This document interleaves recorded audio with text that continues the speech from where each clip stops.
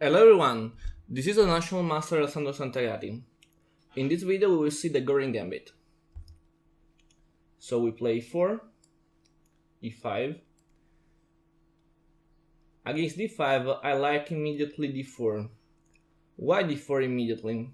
Because if we play before knight f3, the problem is that the black can play knight f6 and we must not Russian the defense. So I prefer play d4 to avoid this option. Against d4, I think the black has to take, because okay, in theory can do Nc6, but we can play knight f3 and we go in the same position. This pawn on d4 is dangerous, so at the hand for black is a good take. He takes, and now knight f3. We attack immediately the pawn, and the black can play knight c6. And now the key move, c3. The white sacrifice a pawn to have open lines and time to attack. This opening is very interesting. For first, we will see when the black take the pawn, and for example, if he takes, we take immediately the pawn with the knight. And now it's common bishop b4. In theory, in this position is possible or d6 or bishop b4.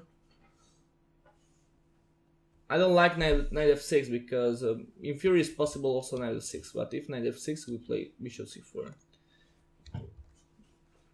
But usually we can focus attention about or bishop b4 or d6.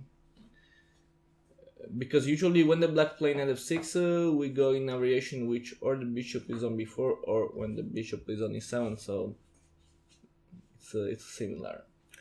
Okay, we can see when the bishop go to b4. Okay, the problem is where developed the light bishop.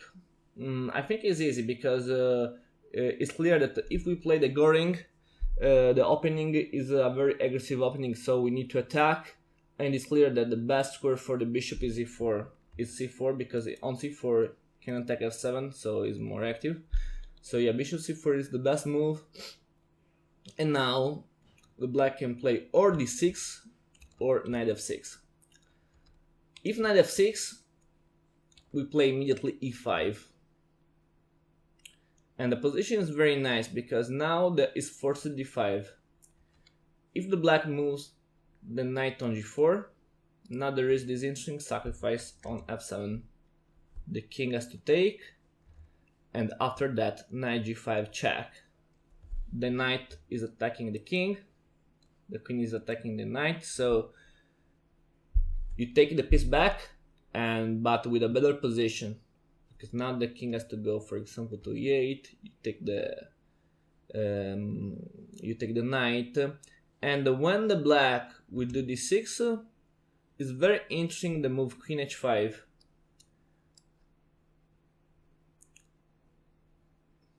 Now it's forced g6, because if not g6 there is checkmate on f7, so g6. And it's very important play queen h5, because when the black play g6, the black weaken his king side, and now queen h6 is very strong, because in the future the queen can attack with the queen g7, and the white position is very, very strong. So if the white take this position, it's good. Because we can understand that yes, in theory the black is a pawn up if the black take the pawn, but after queen g7 we can understand that the pawn up is not so important, because after rook f8, if we want, we can take back the pawn, or we can simply play castle to attack. So the white is very, very strong now. Okay, we can go back. So we know that if knight f6, e5 is strong, and if knight g4 there is the sacrifice and the white is better. So knight g4 is a mistake. We play 5. Other moves, for example, if queen e7, it's a very bad move because it's not possible for black to take the pawn and we can play simply castle. If knight takes e5, we can simply take, and the black loses the queen. Because the rook can attack, as the rook is the queen in the...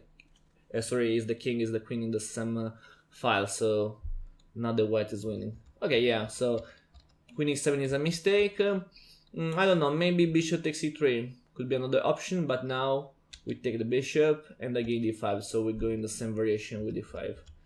Okay, so if e5, d5 is forced, and now we must take the knight, because if we move the bishop back, it's not a good idea, because in this case now the black is up a pawn without a good compensation for white, because now this diagonal is blocked and the white has no good compensation. So in this position it's very important to take the knight immediately with the pawn. Now the black can take, we trade the queen, the black can take with the knight, and after that we take on g7, rook g8 and castle. I like now castle. I don't like to defend the pawn because it's impossible to defend it. The black can do knight e6, knight takes g7, so I don't like bishop h6. In this position it's very important pay attention for black, because this knight on c3 is very strong. After the castle, now the knight is free. So for black it's very important play immediately bishop takes c3. So take the knight immediately. What happens if the black doesn't take? For example, if rook takes g7. In this case now we can do knight e5, and now this knight becomes very dangerous. And to the next example, bishop d6 could be an option for black to defend c7. And now we can play rook e1 check. The king can't go to f8 because there is bishop h6 in this case. So I think the black has to cover. For example, bishop e6. And now we can try simply to improve the position with this knight on d5 very strong. So to the next example we can do bishop f4. If the black takes, we will take with the knight, and now it's our defend on e6 because we have a lot of pieces. And to the next example, if king e7, now we had attackers with knight e4, and we attack the bishop, we attack the pawn. So the white position now is very active because we can simply retake the pawn back with a better pawn structure and a better positions about the king, because the white king is safe, the black king has problem because there are lots of pieces that can attack it. So yeah, now the white has a better position. So when I play castle, for black is very important take immediately on c3. So bishop takes c3 is important. I have to take the pawn, and now the black can take the pawn. So rook takes g7. I play check, and now the black has to cover. Now usually it's better cover with the knight.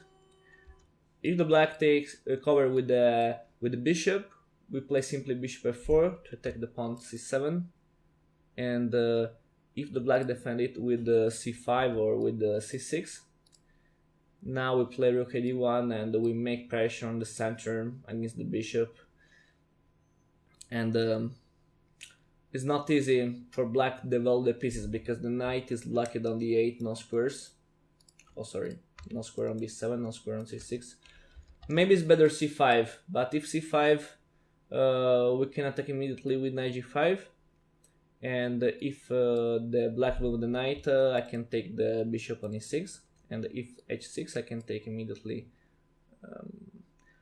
Maybe not take, but probably it's better knight e4 because I take the pawn. I can attack all the weak squares on d6 on f6. So yeah, knight e4 now is strong.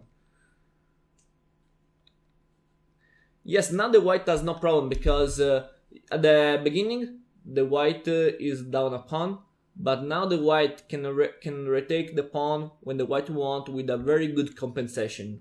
So this kind of position is very good because I can attack h6, I can attack c5, so now the position is very easy for white. Okay, so I take, So knight d6 is the best move. And now it's very important to play knight d5. This move is important because we try to take the pawn c4, and at the same time we make pressure on the center. Usually in this kind of position the black can do rook g8, for example, or if b5, b5 is a mistake because I can simply attack the chain with a4. a6 is not possible because I take and now the pawn is pinned, so it's a bad mistake. If c6, we can simply play bishop h6, rook g8, and if now